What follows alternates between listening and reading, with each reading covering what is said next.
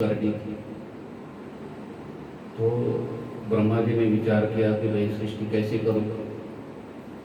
तो आकाशवाणी हो गई कि तप करो तप करो। तो ब्रह्मा जी ने क्या है तप कर लिया। तप कर लिया। ये जो व्यंजन होते हैं ना का खा गा गा गा, हाँ जी, तो उसमें आकाशवाणी के द्वारा है पहला अक्षर उन्होंने त दिया है, मतलब 16वां अक्षर आता है उसमें, 16 अक्षर त आता है, ठीक है। और 21वां अक्षर में प आता है, त और प आकाशवाणी के द्वारा सुने, मतलब तप करना, तप। और वो उल्टा अर्थ करेंगे तो पतन, तप ना करे तो क्या होगा भी पतन। कीर्तन, कीर्तन करो तो भगवान की प्राप्ति हो जाती। कीर्तन ना करे, भगवान का स्मरण न करे तो कीर्तन का उल्टा अर्थ करो, नर्तकी बन जाए। नर्तकी का अर्थ भी एक जन्म में, 284 लाख जन्मों में नृत्य तो है ही है, नाचना ही तो है। कोई एक जन्म से दूसरे जन्म में जाना, तीसरे जन्म में बिगड़ गई थी, इसलिए भगवान का कीर्तन। तो ब्रह्मा जी ने देखो तप किया तो भगवान विष्णु प्रसन्न हो गए। ब्रह्मा जी को कहा कि आपने तप किया। तो ब्रह्मा जी ने कहा कि बोले प्रभु आपकी जो सृष्टि है, आपके लोक में गया मैं तो शुद्ध चीजें देखी ना वहाँ पे। विष्णु लोक में जो है शुद्ध चीजें कैसी है, शुद्ध चीजें। जैसे आप सोने की दुकान में जाओगे ना, बड़ी दुकान जो होती है तो शुद्ध सोना होता है जी। सोने की दुकान में जाओगे तो शुद्ध सोना। और जो रास्ते पर सोना मिलता है 10 रुपए की सोने की चैन, बोलो कितनी सस्ती है। और जो सोने की दुकान में जाने के बाद में चीजें लेने की इच्छा होती है कि नहीं, बोलो भाई। किसी भी बड़ी दुकान में आप जाओ ना, बर्तनों की दुकान में जाओ ना, तो इतने सुंदर सुंदर बर्तनों की मिला होता तो ये भी ले लो ये भी ले लो, ऐसा लगता है। ऐसा आता है कि नहीं मन में। लेकिन वो डिसीजन लेकर कहते नहीं ये चीज काम में आने वाली है, तो हम हाँ व्यवसाय आदमी का बुद्धि बनाकर भाई उसमें से चीज चुन लेते हैं।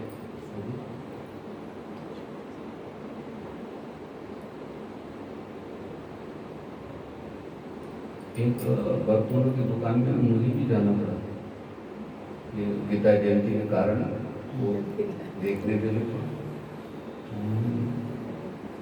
चम्मच का वैसे दिखाया उन्होंने, इतना सारा लगाओ है, भगवान कितनी चम्मच वहाँ पे थी, अलग अलग आकार के, अलग अलग, और ऐसा लगता सारे लेकर आओ। ऐसा होता है कि नहीं। तो ब्रह्मा जी को लगा कि आपकी प्रभु कितनी सृष्टि, कितनी चीजें आपके यहाँ पर अच्छी है। विष्णु भगवान को कहा तो मैं भी सृष्टि बनाऊंगा। विष्णु भगवान ने कहा बनाओ सृष्टि।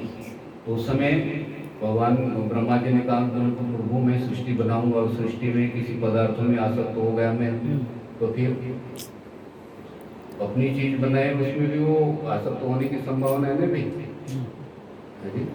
तो उसमें आसक्त हो जाए तो मेरा तो जीवन बिगड़ जाएगा। मैं सृष्टि को भी बनाऊंगा अधिक कभी।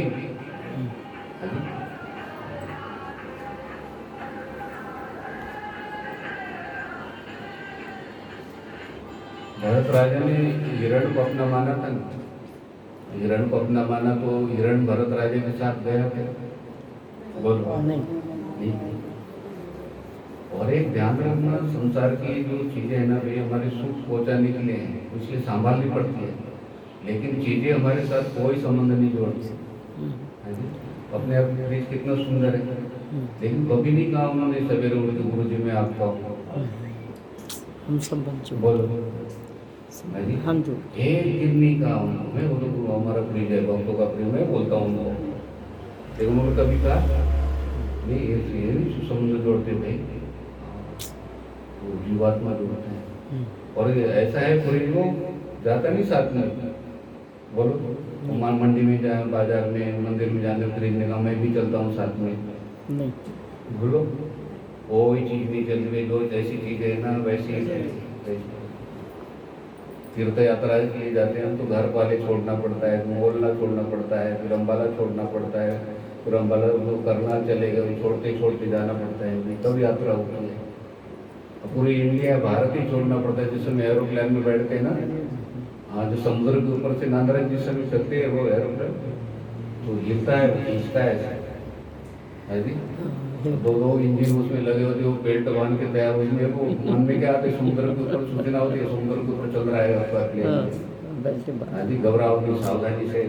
उस समय क्या होता है, वो 7 समुद्र पार करके जाना है। बोलो बेल्ट बांधना किस लिए बताया मैंने? मतलब भारत छोड़ोगे तभी आप अमेरिका जाओगे ना। घर छोड़ेंगे तभी मंदिर पहुंच सकते हो, कहीं जाना हो बाहर तो पहले घर ही छोड़ना पड़ता है। देखो तो ब्रह्मा जी ने कहा कि मैं आसक्त हो जाऊं तो मेरा तो जीवन बिगड़ जाएगा, तो मुझे आप सगुण और अपने निर्गुण स्वरूप का बोध दीजिए। क्या बोध करा? तो जो पहला श्लोक है ना, उसमें स्वरूप ज्ञान है, भगवान के स्वरूप का बोध दिया है। भगवान ने अपने स्वरूप का ज्ञान कराया, सगुण और निर्गुण, साकार और निराकार का ज्ञान कराया। ब्रह्मा जी ने कहा पहला प्रश्न क्या, आपका स्वरूप क्या है?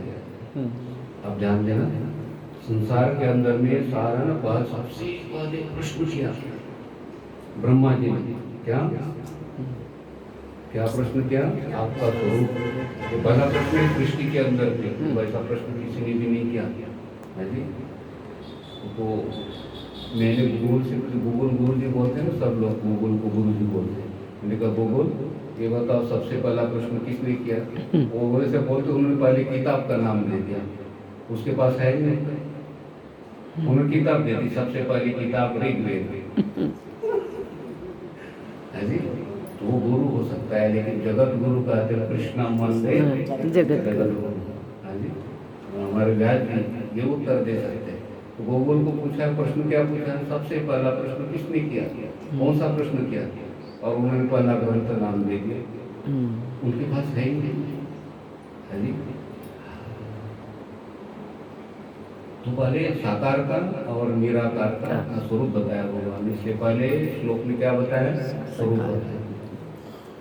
तो पहला श्लोक है अहमेवा समेवाग्रे नान्यत् सदसत्परं पश्चादहं यदेतच्च यो वशिष्येत सोऽस्म्यहम्। भगवान ने कहा मैं सबसे आदि, सृष्टि के आदि में, सृष्टि भाग में सबसे पहले मैं था, सबसे पहले मैं सबसे पहले। भगवान ने कहा नान्यत् सदसत्परं, ये जो सत असत है ना, इनसे पहले मैं, सत असत इनसे पहले मैं, और सत भी मैं हूँ, असत भी मैं हूँ। क्या? सत भी मैं हूँ, असत भी मैं हूँ। और सत असत का जो कहते हैं अज्ञान कारण है, ठीक है, उससे भी पहले बने।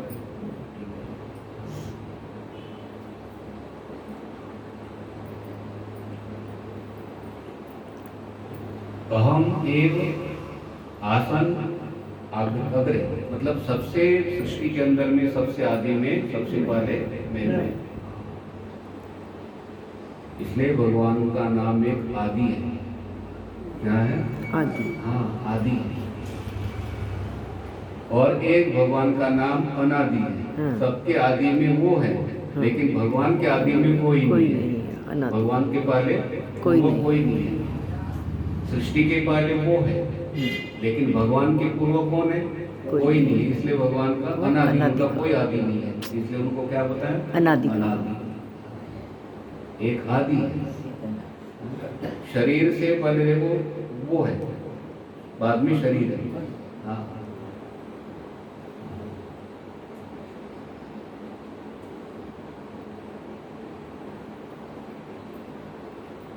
नान्तो न चादिर न च संप्रतिष्ठा, ना तो संसार का आदि पता है, ना तो अंत पता है, और मध्य में भी जो संसार क्या है वो संप्रतिष्ठा स्थिर नहीं है, बदल परिवर्तन है, परिवर्तन।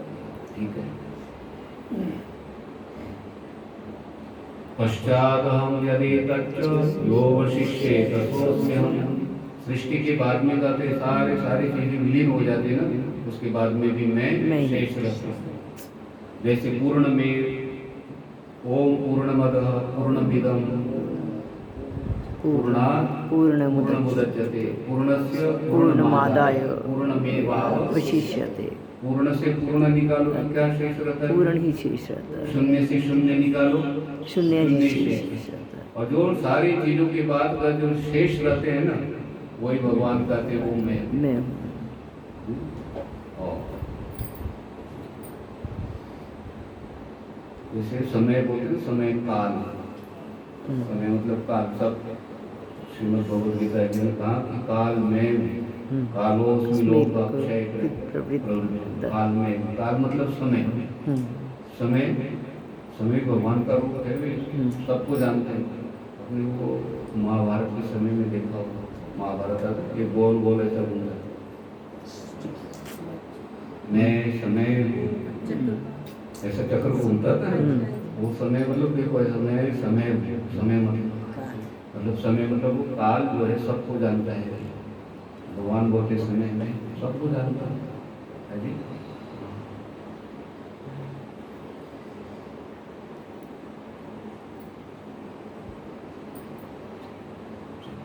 तो काल सबको मारता है, ठीक है, लेकिन काल भगवान को मार सकता है क्या?